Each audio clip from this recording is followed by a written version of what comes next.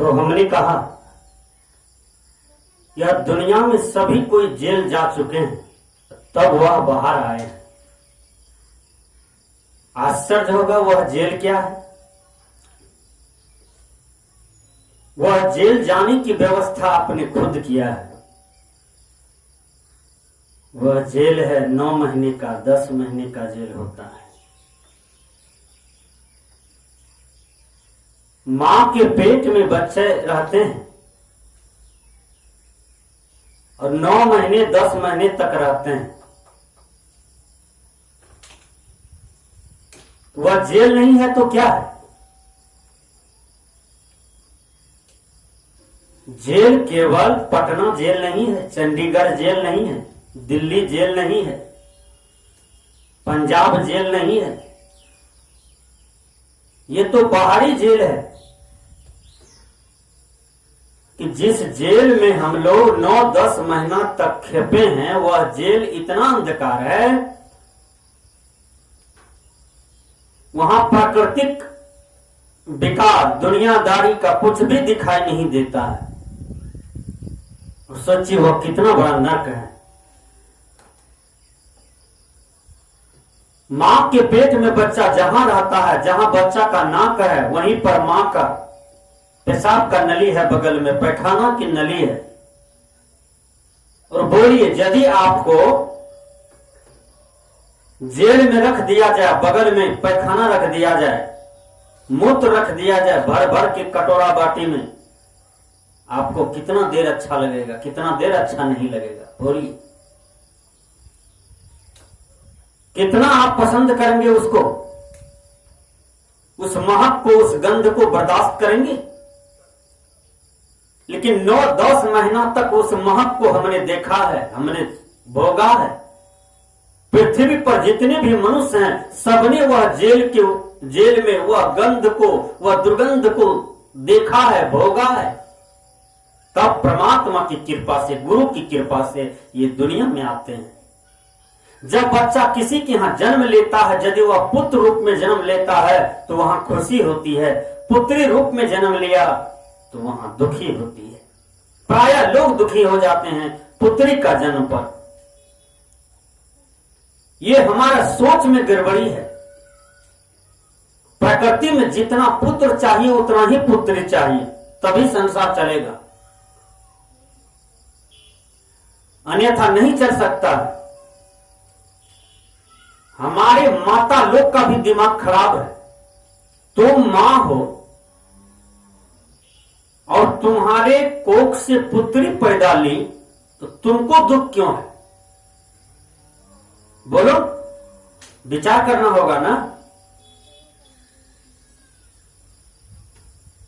तुम तो नारी रूप हो और एक नारी तुम्हारे कोख से आया तो तुमको और ज्यादा खुशी होना चाहिए, बढ़िया बातें बोलना चाहिए, ज्ञान की बातें बोलना चाहिए, क्योंकि तू भी किसी की कोख से आई है और जिस दिन आई होगी तू भी तो नारी है।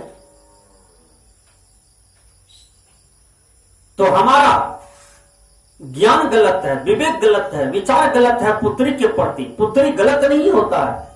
जितना पुत्र पर हम खुशी होवे उतना हम, उससे ज्यादा तुमको पुत्री पर खुशी होना चाहिए। शास्त्र में आया है, बेटा से 100 गुना बेटी भली।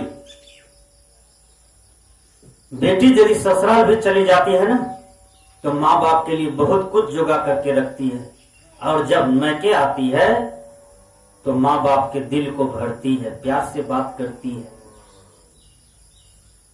हम तो देखते हैं माँ बाप जब डेट कर जाता है, लाश यदि बरामदे पर रखल है, आंगन में है, तो सबसे ज्यादा बेटी के आंख से आंसू गिरता है। और ऐसी बेटी जब आपके कोख में आती है तो आप उस बेटी को हे दृष्टि से देखते हो, गलत दृष्टि से देखते हो। पढ़े लिखे लोग भी बकलोल हो जाते हैं, वो भी महामूर्ख हो जाते हैं, वो तो ज्यादा मूर्ख हो जाते हैं। वो तो पुत्र ही मांगते रहते हैं हर देवता से, हर भगवान से, कि हमें पुत्र ही देना, पुत्री नहीं देना। यदि भगवान सबकी बातें को सुन ले, सबको केवल पुत्र ही दे, तो अपना बेटा का शादी किनसे कीजिएगा? पुत्री तो चाहिए। बोलिए, सही से विचार कीजिए, अपना बेटा का शादी किससे कीजिएगा? ये मकान से कीजिएगा, गाछ से कीजिएगा, जानवर से कीजिएगा? इसलिए जितना पुत्र चाहिए उतना ही पुत्री चाहिए। यह विवेक है, ये अच्छा ज्ञान है, ये अच्छा विचार है, यह अच्छा तर्क है। यह तर्क, यह मनोभाव, यह शुद्ध भाव अपने अंदर सब कोई लावे। तो हमने कहा कि जब बच्चा बाहर आता है तो वह बच्चा रोता है और क्या कहता है? कहां कहां कहां, मतलब हम कहां आ गए? वो बच्चा की मुंह से आवाज निकलता है, कहां कहां कहां, मतलब हम कहां आ गए? वो तो दुनिया में आ गए। जब उसको धीरे धीरे उसका पोषण बढ़ता है, उसकी ताकत बढ़ती है, यादाश्त बढ़ता है, स्मरण बढ़ता है, वह बच्चा का विकास होता है। जब वह धीरे धीरे जवानी अवस्था में जाता है, 9 महीना जो जेल में रहा था और हमेशा वह आत्मा कह रहा था कि हे परमात्मा, हे गुरु, हे सर्वशक्तिमान परमेश्वर, हे गॉड, हे खुदा, मुझे इस जेल से निकालो, यहां बहुत दुख हो रहा है। जब जेल से परमात्मा 9-10 महीना में निकाल दिए मां की पेट से, मां की कोख से, तो विचार करें वही बच्चा कहां कहां करता है। यानी हमने कोई भी परमात्मा से कबूलता नहीं किया, हमने परमात्मा से कोई भी किलोल नहीं किया, कोई भी प्रार्थना नहीं किया, इसलिए वो कहां कहां कर करके टाल देते हैं। विचार करें, जब जवानी में आता है तो वह सब कुछ भूल जाता है, विषय भोग में केवल ध्यान देता है, भोग परायण का जीवन जीता है, विषयों के सुख में मजा लेने के लिए दौड़ता है। और जब बूढ़ा हो जाता है तो फिर वह देखिए जेल में चला जाता है। वह जेल क्या है? वह पुतों के अधीन हो जाता है, पुत्र के अधीन हो जाता है, शरीर काम नहीं कर पाता है उसका। 9-10 महीना तो मां की पेट में रहा तो वह जेल में रहा 9-10 महीना। जब बूढ़ा हो गया तो फिर वह देखिए जेल में चला गया, सबके अधीन में हो गया, शरीर काम नहीं कर रहा है, उटपटांग बातें बोली सुन रहे हैं। विचार कीजिए, रोग घेर लिया, कफ पित्त बात घेर लिया, वह जेल नहीं है तो क्या है? संत महापुरुष कहते हैं कि यह मनुष्य को पगे पग पर जेल है। संत महापुरुष कहते हैं, आओ वीरो मर्द बनो, जेल तुम्हें तजना होगा। जेल क्या है? यह माया जेल है, यह मोह जेल है, यह ममता जेल है। इनका त्याग करें साधना से। यदि हम इनको जीते जी त्याग कर देते हैं तो फिर जन्म मरण का चक्र हमको नहीं होगा। इसलिए संत महापुरुष कहते हैं, आओ वीरो मर्द बनो, जेल तुम्हें तजना होगा। मर्द बनो, साधक बनो, संत बनो, साधु बनो, कर्मवीर बनो। इसलिए संत महापुरुषों की जितनी भी बातें हैं वो सब मनुष्य पर है। तो हमने कहा कि जेल ही जेल, वह जेल क्या है? अब चलिए अंदर की जेल। अंदर की जेल क्या है? ये तो बाहर जेल में हम लोग थे, अंदर की जेल है। यदि हम कुकर्म के पथ पर हैं तो भीतर अशांति है, भीतर पछतावा है, भीतर धोखा है, भीतर की परमात्मा हमसे खुश नहीं है। जो हमारे अंदर में बैठे हुए परमात्मा है वो देख रहा है कि तुम क्या कर रहे हो।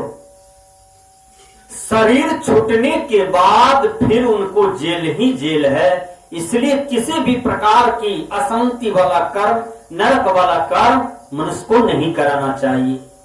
एक तो 10 महीना मां की पेट में था, वहां जेल हुआ, बुढ़ापा आया, रोग घेरा, बेटा पुतों के अधीन हो गया तो वहां जेल है। जवानी में सब दिन टेंशन में रहा, धन दौलत कमाने में रहा, विषयों के भोग में रहा, वह भी तो एक प्रकार की जेल है। और शरीर छूटने के बाद अपने ही कर्म के अधीन हो गए, अपने ही कर्म फल के अधीन हो गए, वह भी एक प्रकार की जेल है। तो यह समस्त जेल से यदि हम हटना चाहते हैं, निकलना चाहते हैं, तो हमें क्या करना होगा? हमें एक अच्छे सद्गुरु की शरण आना होगा, पारक के शरण में आना होगा, तभी हम इस जेल से मुक्त हो सकते हैं।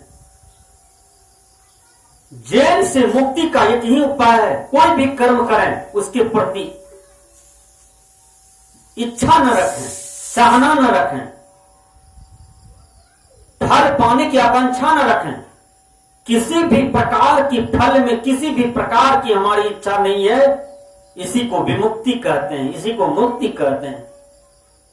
हमें न अच्छा फल चाहिए न बुरा फल चाहिए, न बुरा करेंगे, अच्छा करेंगे, लेकिन अच्छा के प्रति मुझे फल नहीं चाहिए। हे गुरु, यह आत्मा जहां से आया है वहीं का हो जाएगा, और यह आत्मा का जन्म मरण नहीं होगा। इच्छा ही जन्म मरण का कारण है, इच्छा ही दुख का घर है, इच्छा ही जन्म मरण का फेरा को लाते रहता है। इसलिए इच्छा को मारना हो तो हमें साधना करनी होगी, हमें ध्यान में उतरना होगा, हमें अच्छे गुरु के चरणों में जाना होगा, अच्छे संतों की सेवा करना होगा। जब आत्मज्ञान हमें हो जाएगा तो यह संसार में कोई मुझे जन्म मरण के चक्र नहीं दे सकता है, लेकिन आत्मज्ञान हो जाना चाहिए। आत्मज्ञान ही सर्वोपरि ज्ञान है, सभी ज्ञानों से श्रेष्ठ ज्ञान है। आत्मज्ञान ही सर्वोपरि संपत्ति है, सभी संपत्ति से श्रेष्ठ संपत्ति है। इसलिए आत्मज्ञान को हम कमावें। वह आत्मज्ञान कहाँ है? तो सद्गुरु के चरणों में है।